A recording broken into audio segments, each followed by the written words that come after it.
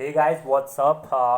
So sorry if you are getting the notification, but this video is purposefully made to discuss three different and very interesting personality disorder and anxiety disorder. Okay, so you don't have to really do anything with this. Okay, this is specifically to describe certain mental illness that I have seen or I've discussed in today's clinic session. Okay, so first of them, so the name seems very dangerous. Okay, but don't get confused, these are mental illness. Okay, and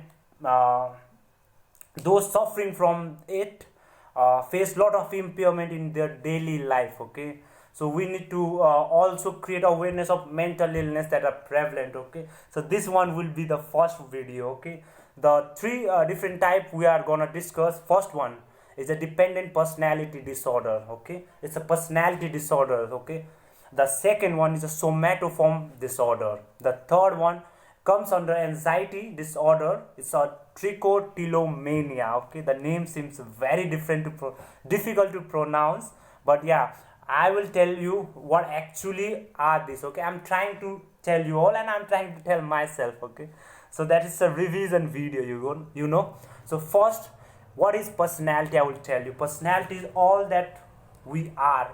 It's our attitude, it's our value, it's our behavior, it's our habit. Okay, it is our perception. Personality is a compilation of all things, and it may be hereditary and it may be through the conditioning, through environment. Okay, so first, personality, dependent personality disorder. Okay, the name disorder itself is something, means that it is creating a lot of impairment. Okay, and the word dependent definitely means that individuals suffering from this disorder feels hard to be by themselves. Okay, they are continuously depend on someone. It may be the parents, it may be their spouse, it may be their children, or any individual. Okay, so that's the first thing. So there are certain criteria. Okay, whenever you diagnose a mental illness, there are certain criteria that are need to be met. I'm not actually going to describe all those criteria. I'm just trying to explain little characteristics, okay, that are useful in identifying that personality disorder. Okay, so the first thing, I've already mentioned, they are always dependent on someone or the other. Second thing, they are not able to take decisions. Okay, they fear being alone. Okay, and they lack self-confidence and self-esteem. Okay, so that's how they become dependent on someone or the other individual. For example, if someone miss a train, okay, he will call his wife to tell her, come and pick me up here. So that's something very unusual, no? So that is a kind of, or that's an example of personality or dependent personality. Okay, they are not able to do things by themselves. Okay, there's other things out that I'm not remembering, but yeah, dependent personality also suggests that you are continuously dependent, and when the individuals are not available, you tend to be aggressive, you tend to be sad. Okay, there's a lot of other comorbid problems associated with that. Okay, that was the first one. I hope little bit I describe, I've not studied it fully, but I tried to describe what I've heard from my mentors. The second one is somatoform. That's a very interesting one. Okay, sometimes you feel that you are feeling heart attack and things, like you are feeling that something is not well in your body, or your bone is cranking, you are having some physical ailment, you are having the thought, but actually when you go and check out in hospitals, you get through the cardiologist, radiologist, you get all the x-rays, you get all the blood tests and things like that, and nothing's come out. You are perfectly fine, healthy when it comes to your physical health, but it's all in the mind.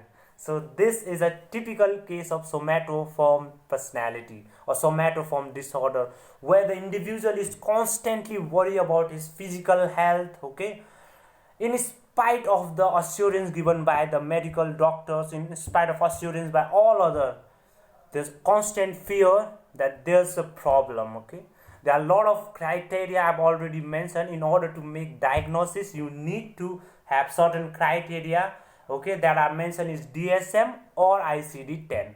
So I really don't know them actually, but yeah, that was, I want to try to explain you all what actually somatoform disorder is. The third one, and that's the first thing I've heard in my entire lifetime, and this is a very serious issue, okay, and serious mental illness. It's called trichotillomania. Name itself is very frightening, okay. It's come under the subtype of obsession compulsion disorder, okay. And let me tell you what obsession compulsion disorder is. Obsession compulsion disorder is a mental disorder, okay, or a mental illness where individual is obsessed over something. It may be obsession to like lock the door multiple time, obsession to bath, obsession to clean your hand, okay. The thought comes first and then it is followed by compulsion that you wash your hand multiple time, okay. If you are going to washroom one time, again and again you will be washing your hands. So that's a very typical case, and it sometimes lead to serious physical problems too, okay. And the trichotillomania comes under OCDs, okay, or it is similar like OCD where there's a huge desire, okay, huge desire to pull, actually to pull the hair or something that comes in your hand, whether there's a hair, especially this is called in general words, in general term or layman language, this is called pull hair pull hair disorder, okay. So that's itself is a funny, but yeah, those suffering from it like has to go through a lot of problem, okay. They pull their hair in such a manner, oh, and it's really painful out there, but there's nothing they can do, okay. It become a habit, okay. Their hand have so much of desire in them, okay. They feel so much of compulsion that they cannot stop their hand, and they end up, okay, pulling their hairs and creating the patches out there, and that patches itself create a lot of problem, especially in the society where there's a lot of issues related to complexion and how you look, body shaming and things like that, na. So that caused a totally different problem.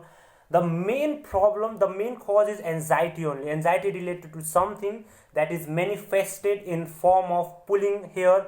It may be pulling hair from your head, or pulling your hair from different parts of body, because you are sometimes maybe very much aware, very much conscious of how you look or about your complexion, and that give you anxiety, and that anxiety is manifested in that form. So that was it, and I try to recall whatever I've heard, I've learned. Definitely I will learning them more, but this was a video so that I could revise it out, and actually I also wanted you all to see and actually get to know there are a lot of different personality, and these are mental illness that actually cause severe problems, okay, in the lives of those who are suffering. So the main thing is to create awareness, and at least those who are suffering from this problem, you actually go and get out help, okay. There are psychologists, there are psychiatrists, there's therapists out there, and these are all mental problems, and these are all the part and parcel of brain and thinking. So this can be changed like any other problems. So that was it, brothers and sisters, ladies and gentlemen. Thank you for this wonderful session. Thank you for watching me. See you, bye all.